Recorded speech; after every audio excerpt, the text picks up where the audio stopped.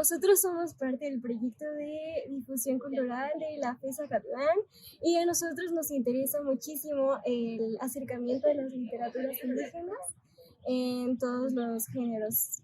Hemos leído ya muchísimo de su trabajo, entonces estamos tremendamente interesados en hacerle una entrevista a usted y a su trabajo. Ya hemos escuchado un poco, pero igual quisiéramos,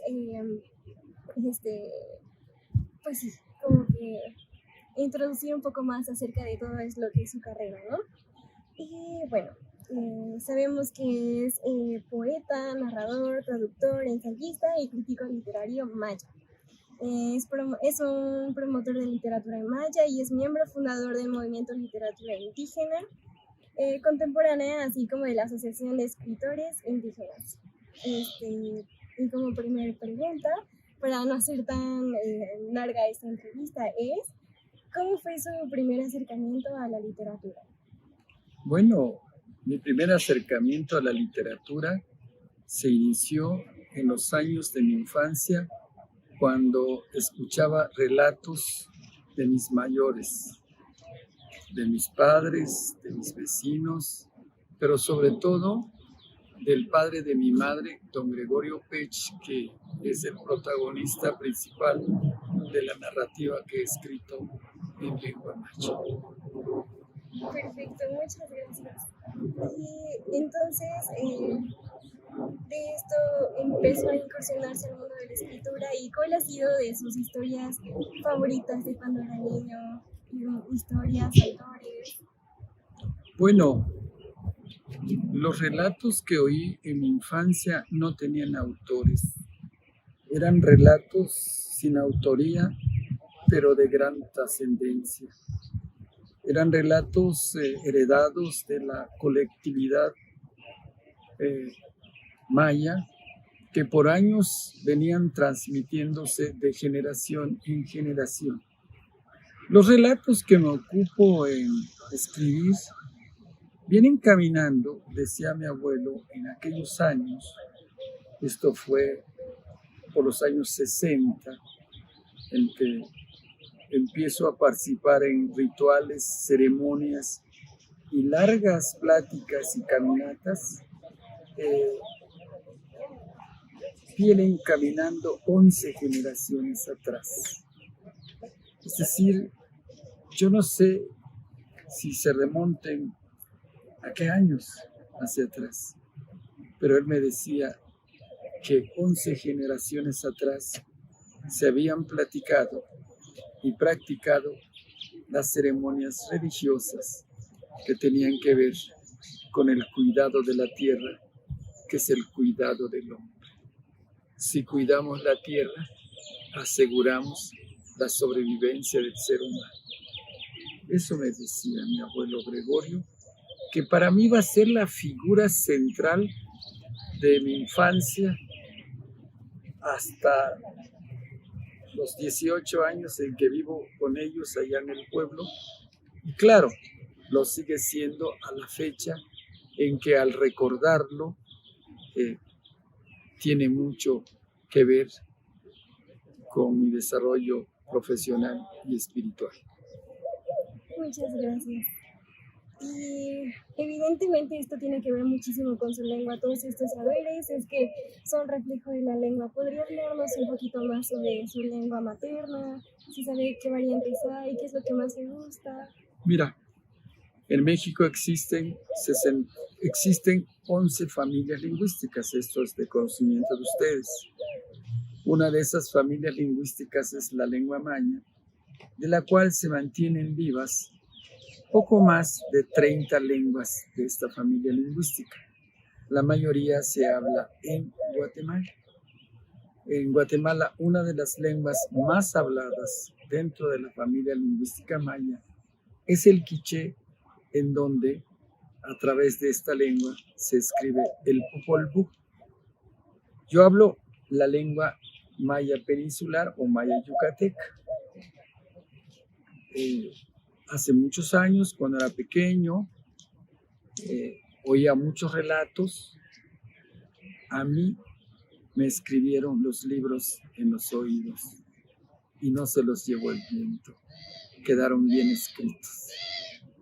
Entonces, de aquella época en que iba a la escuela, había mucha represión, por eso el libro Lágrimas de Oro, que es la historia de la represión lingüística y racial que existía en los años 60. Eso trata Lágrimas de Oro. El abuelo Gregorio, un sabio maya, o Secretos del Abuelo, la primera versión que publicó, pues trata de asuntos de carácter ontológicos presentes en nuestra cultura milenaria. Los sueños, el poder de la palabra, el poder del silencio, no son excusas ni pretextos.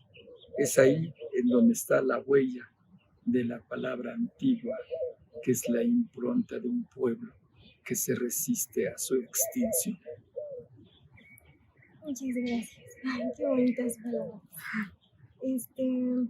La siguiente es, ¿cuáles dificultades se ha topado a la hora de la creación en su lengua materna y en el español, y obviamente también cuestiones de traducción? ¿Qué considera que es lo más difícil o lo más importante a la hora de estar dominando estas dos lenguas?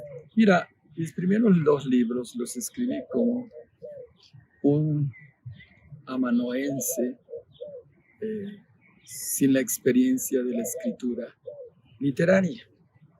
Los escribí como un amateur y procuré que las ideas centrales transmitidas por el padre de mi madre no se perdieran. Yo había escrito una libreta en donde quedaron esos registros. Después publiqué Secretos del Abuelo, me lo publicaron en 2001 por el Centro de Estudios Mayas del Instituto de Investigaciones Filológicas de la UNAM. Y después, en 2012, el CONACULTA, a través de la Dirección General de Publicaciones, ese mismo libro, pero con un capítulo más, se vuelve a publicar, nada más que destinado a un público infantil. Entonces ahí ya se llama El abuelo Gregorio, un sabio maya. Ya ahí me empezaba a dar cuenta que yo tenía problemas de sintaxis, tanto en español como en la lengua, pero no había estudiado lingüística. Una crítica severa, propositiva, me hizo que para escribir mejor tuviera que estudiar lingüística, y lo hice en algunos semestres en la Escuela Nacional de Antropología e Historia, en donde tuve como maestros a los que más recuerdo, que eran las materias más ligadas a lo que yo deseaba, Israel Martínez Corripio y el doctor Sergio Bogart. Claro, tuve otros, ¿no? Pero fundamentalmente esos porque tenían que ver con la gramática y de la lengua española y la gramática de la lengua maya. Entonces ahí me di cuenta que era importante conocer las estructuras de las lenguas en el mundo. Y yo hablo 2 lenguas, pero debía saber cómo se escribe. Hay ciertas reglas.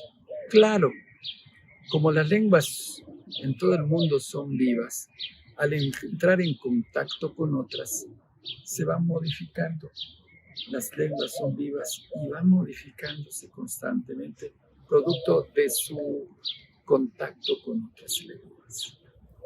Allí me doy cuenta de la necesidad que yo tenía de estudiar para facilitarme una escritura apropiada, requerida por las exigencias de nuestro tiempo y de las exigencias tanto en maya, aunque pareciera no tenerlo, y por el español. Nosotros hablamos un maya ahora muy españolizado.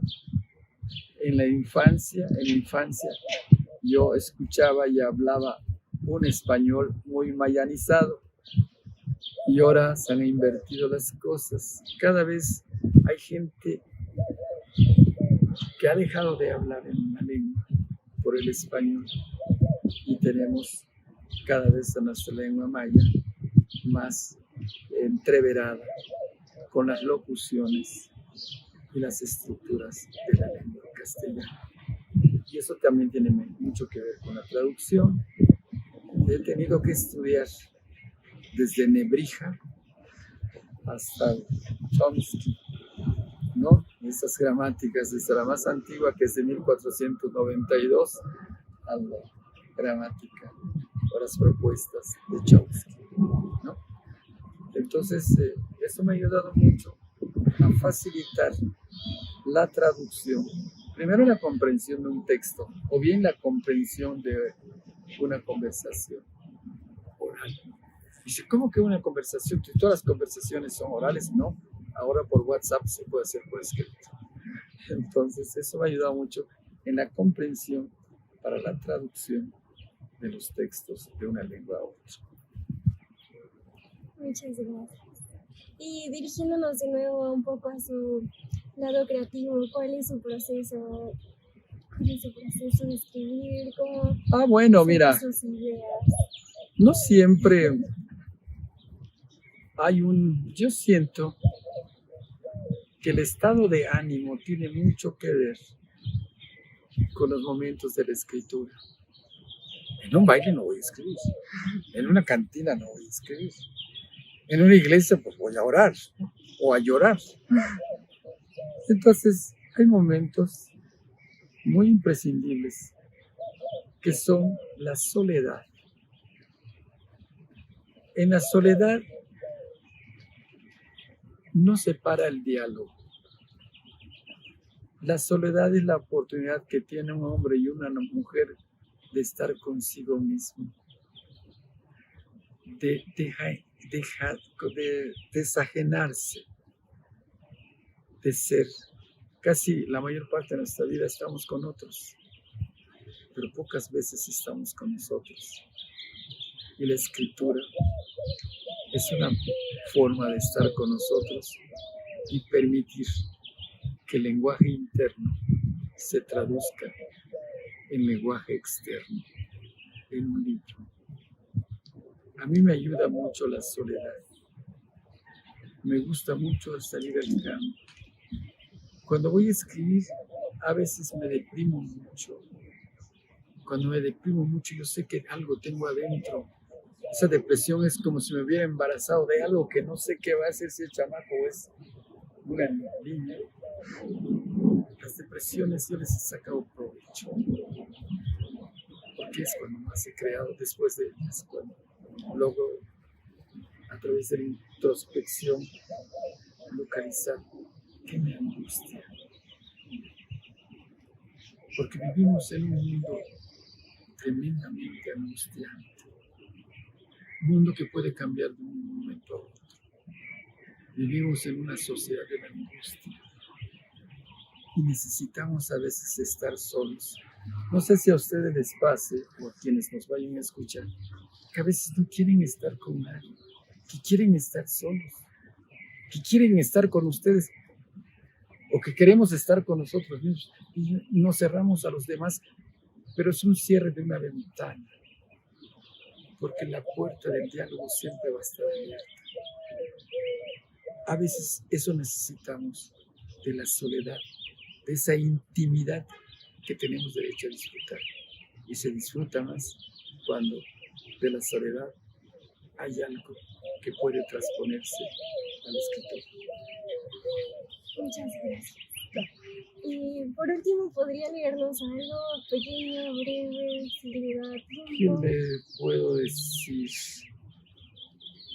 Bueno, ahorita que estamos oyendo cantar a la paloma, que es muy hermoso, quiero repetirles lo que alguna vez me dijo mi abuelo estando en el campo y escuchábamos en verano el canto de los pájaros.